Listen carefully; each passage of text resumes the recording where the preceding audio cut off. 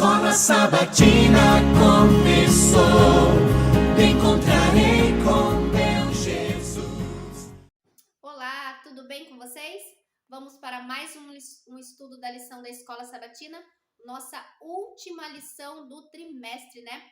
Pois é, o trimestre passou voando e nós já estamos na última lição. E essa semana, a lição 13 vai falar de imagens do fim. Nós estamos vindo de uma sequência de histórias e relatos bíblicos que vai nos mostrar mais profundamente os eventos dos finais dos tempos, né? E nós temos mais duas histórias muito interessantes hoje. O verso para memorizar está no livro do profeta Jonas, capítulo 1, verso 9, que diz: Jonas respondeu: Eu sou hebreu e temo o Senhor, o Deus do céu que fez o mar e a terra. Nesta semana, concluiremos nossos estudos sobre os relatos bíblicos que ajudam a elucidar nossa compreensão dos eventos nos últimos dias. Desta vez, nós vamos ver a missão de Jonas em Nínive e a queda de Babilônia e a ascensão de Ciro, o rei persa que libertou o povo de Deus e lhe permitiu retornar à terra prometida. Então, nós vamos entender um pouco mais dessas histórias e ver o que elas podem nos ajudar referente aos eventos dos últimos dias, aquele que nós tanto aguardamos. Domingo vai falar sobre a história, então, de Jonas, o profeta relutante. A história de Jonas, embora breve, é impactante. Muitos crentes veem em si reflexos desse profeta relutante. A história contém lições a respeito de eventos futuros, né?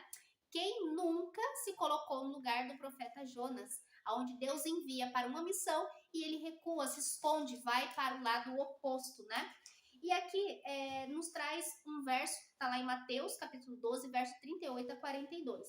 E diz que Jesus declarou que ele era maior que Jonas. Ele sabia que vir ao mundo envolveria a cruz e ainda assim ele veio buscar e salvar o perdido. Jonas passou 3 dias dentro do grande peixe por causa dos seus pecados. Jesus passou 3 dias no túmulo por causa dos nossos pecados. Isso era necessário para salvar os perdidos. Hoje conhecemos Jonas como um profeta relutante, indisposto a ir a Nínive. Da perspectiva humana, é fácil entender a atitude dele. Você sabia que o povo assírio era um povo terrível? As piores formas de mortes eram que eles executavam. Então, quando falava do povo assírio, logicamente as pessoas temiam. E quando o profeta foi enviado para lá, deve ter passado 1000 coisas na cabeça dele, não é? Imagina se Deus envia você para um lugar que você sabe que é extremamente perigoso. Será que não teríamos a mesma reação que o profeta? Há um momento importante na história que pode apontar para o movimento remanescente dos últimos dias. Ao ser questionado sobre quem era, olha a resposta de Jonas, está lá no verso para memorizar. Eu sou hebreu e temo o Senhor, o Deus do céu que fez o mar e a terra. Uma declaração muito parecida com a mensagem do primeiro anjo, né, que tem a ênfase em Deus como o Criador. As mesmas palavras ali são muito próximas também ao que diz o quarto mandamento quando fala, né, então, do sábado como dia de descanso. Então, aqui tem a ver com adoração, colocando Deus como Criador e o único digno de ser adorado. E essa mensagem não é uma mensagem fácil, né? É uma mensagem considerada impopular. Ao mesmo tempo, nós também somos acusados de ter uma mensagem potencialmente impopular na Babilônia espiritual. Quando Deus diz, saiam dela, povo meu, ele indica que essas pessoas devem se arrepender. Uma mensagem que quase sempre provocou reações negativas. Quem nunca foi pregar ou foi falar para alguém e não recebeu, né, uma resposta negativa, recebeu ali então mesmo uma resposta hostil? Todos nós já passamos por isso. É uma mensagem impopular, porém uma mensagem de Deus, nós precisamos propagá-la de qualquer maneira. Segunda-feira, obra de arrependimento. Jonas tinha uma mensagem bem distinta para o povo de Nínive. Jonas começou a percorrer a cidade, caminho de um dia, e pregava dizendo, ainda 40 dias e Nínive será destruída. Parece claro que o lugar estava condenado. Afinal, essa não era uma palavra enviada diretamente de um profeta do Senhor? No entanto, o que aconteceu com Nínive? E nós conhecemos essa história. Jonas capítulo 3, verso 5 ao 10 mostra que enquanto Jonas pregava sobre aquilo, o povo se arrependeu verdadeiramente e a cidade não foi destruída. É claro que se passaram alguns anos e o povo se esqueceu dessa mensagem de Deus e eles então foram destruídos por outros povos. Mas naquele momento, o arrependimento do povo, as pessoas entenderam e elas então se arrependeram de coração. Existem profecias na Bíblia que elas são condicionais, a lição vai falar sobre isso. Ou seja, depende da resposta daquelas pessoas, daquele povo, para então ter ou não a sua condenação. Porém, outras são incondicionais, independente da resposta das pessoas, elas irão acontecer. E aqui na lição ela dá alguns exemplos. Por exemplo, as profecias messiânicas sobre a primeira e a segunda vinda de Cristo, marca da besta, as últimas pragas e a perseguição do fim dos tempos. Elas vão ocorrer independente da resposta do ser humano. As obras e as escolhas das pessoas determinarão apenas de que lado estarão quando se cumprirem os eventos finais preditos pelos profetas. Então, essas profecias que não são condicionadas, que vão acontecer independente da resposta humana, a única coisa que as pessoas vão determinar é de que lado elas estão quando as profecias forem cumpridas, né? E essa é uma decisão, uma escolha de cada um de nós. E agora nós vamos mudar de história. Falamos do profeta Jonas e agora a gente vai para o banquete de Belsazar, que era ali então o neto do rei Nabucodonosor de Babilônia. Depois que Nínive foi conquistada em 612 a.C. por um exército de coalizão que incluía medos e babilônios, liderados pelo pai de Nabucodonosor, Babilônia experimentou um renascimento, como a cidade nunca via desde os tempos de Hammurabi, seu grande legislador. Por isso, Babilônia também, até pela estátua, né, que Daniel interpreta para o rei, ela é a cabeça de ouro. Então, Babilônia tinha muita riqueza e influência a ponto de as nações vizinhas terem pouca escolha a não ser reconhecer de má vontade o domínio de Babilônia. Ela era a rainha do mundo e as nações que desejavam prosperar declaravam sua lealdade a ela. Entretanto, até onde sabemos, Nabucodonosor morreu confessando que o Deus de Daniel é de fato o governador legítimo de todas as nações. O próximo relato que Daniel apresenta é de seu sucessor, o vice-regente Belsazar. E aqui vai contar uma história muito triste, né? Porque ainda que Belsazar tenha acompanhado tantas coisas que Deus fez através do profeta Daniel, ainda no reinado do seu avô Nabucodonosor, ele sabia de tudo aquilo, sabia que Deus era o verdadeiro e único Deus, tinha visto os acontecimentos, mesmo assim, o seu coração, o seu orgulho foi maior.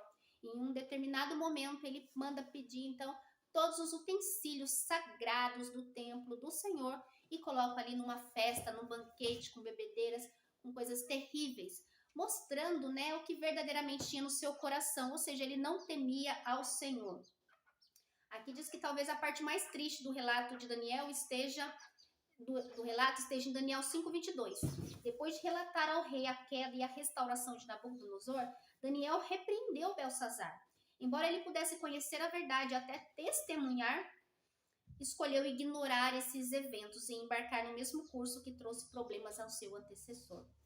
Então, ele desafiou ao Senhor tendo aquela atitude. Embora Belsazar tivesse evidências mais do que suficientes e até provas da verdade, ele escolheu então ir contra, desafiar o Deus Todo-Poderoso. O problema, a lição diz, era o seu coração. Nos últimos dias, quando a crise final irromper sobre o mundo, as pessoas também terão a oportunidade de conhecer a verdade. O que determinará a sua escolha, assim como aconteceu com Belsazar, será o seu coração. E aí, nos últimos dias, vai se revelar o que realmente cada pessoa tem em seu coração. Vamos para a quarta-feira, o secamento do Eufrates. Um dos pontos fortes de Babilônia era a maneira como o rio Eufrates passava por baixo de suas muralhas, fornecendo à cidade um suprimento ilimitado de água. Isso também provou ser a sua fraqueza, que foi assim a queda, então, de Babilônia. Aqui diz que Ciro, então, ele faz um trabalho ali de mudar o curso do rio, né? E aí, quando o rio baixou, ele conseguiu entrar com facilidade em Babilônia. Então, aquilo, né, o rio Eufrates, que era algo que trazia suprimento ilimitado para a cidade, também foi o seu ponto fraco. Ao explicar como discernir os sinais dos tempos, Jesus advertiu seus discípulos o seguinte: portanto, vigiem, porque vocês não sabem em que dia virá o Senhor de vocês. Porém, considerem isso: se o pai de família soubesse a que hora viria o ladrão, vigiaria e não deixaria que a sua casa fosse arrombada. Assim como na queda de Babilônia, o súbito aparecimento de Cristo tomará a Babilônia moderna de surpresa. No entanto, não precisa ser assim conosco. Recebemos amplas evidências da breve volta de Jesus nas inúmeras profecias detalhadas. O mundo não será pego de surpresa apenas porque ignora o que Deus previu. Ficará surpreso porque escolheu não acreditar no que ele disse que aconteceria. Então, no momento em que Belsazar estava blasfemando do Senhor ali, rindo, e estava numa festa ali com orgias, com coisas erradas, enquanto eles estavam daquela maneira, eles não imaginavam que estava sendo tramado, então, a queda de Babilônia. E Jesus, ele traz esse relato e ele fala também para nós que nós não sabemos o dia e a hora, por isso precisamos estar preparados e vigilantes para não sermos pegos de surpresa. Não pelo desconhecimento, mas por não nos importarmos, não ligarmos para isso e fazermos escolhas erradas. Querer, escolher, não acreditar em tudo aquilo que Deus disse que ia acontecer. E para finalizar, vamos falar de Ciro, o ungido. Quando Ciro saqueou a cidade de Babilônia, o período de cativeiro do povo de Deus chegou ao fim. Então, quando eles mudam o curso do rio, Babilônia então é tomada e começa agora um outro império, o Império Medo-Persa. E Ciro ali é o seu grande rei, né? Então, ele faz o quê? Ele autoriza que então os judeus voltem para restaurar Jerusalém. Os persas permitiram que os israelitas retornassem à terra prometida e reconstruíssem o templo. Sob o domínio de Ciro, o Império Persa se tornou o maior da história naquilo que um historiador chama de a maior aglomeração de territórios que o mundo já vira. Como era costume entre os persas, Ciro foi chamado de o Grande, rei e rei dos reis.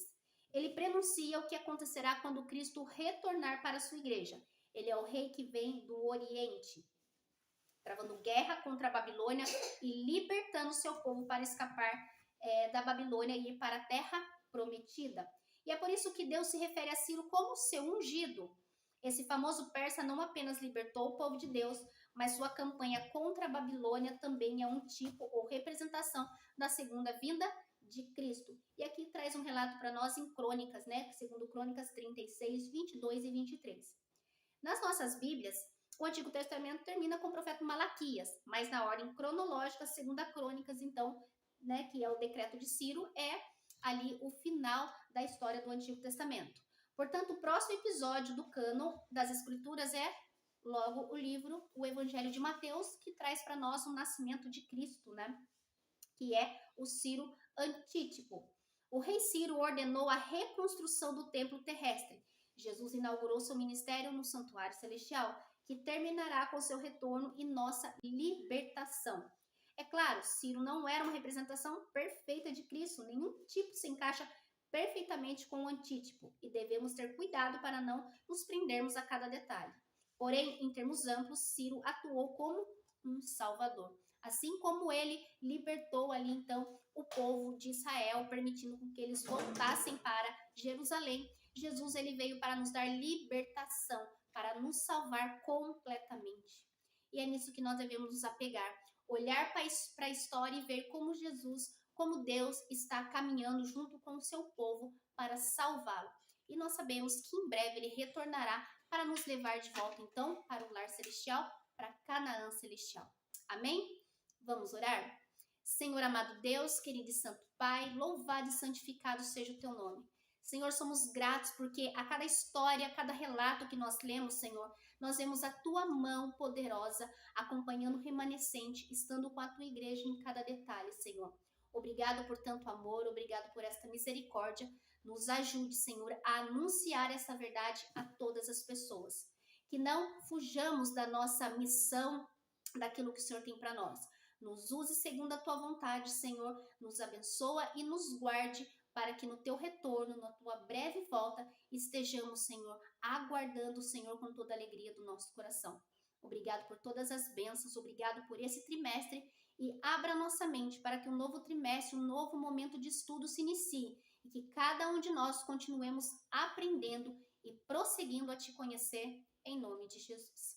Amém? Que Deus abençoe a mim e a você. Continuamos estudando a sua palavra, a palavra de Deus, que é que nos fortalece. E o próximo trimestre está aí, cheio de descobertas, de ensino, de coisa boa para cada um de nós.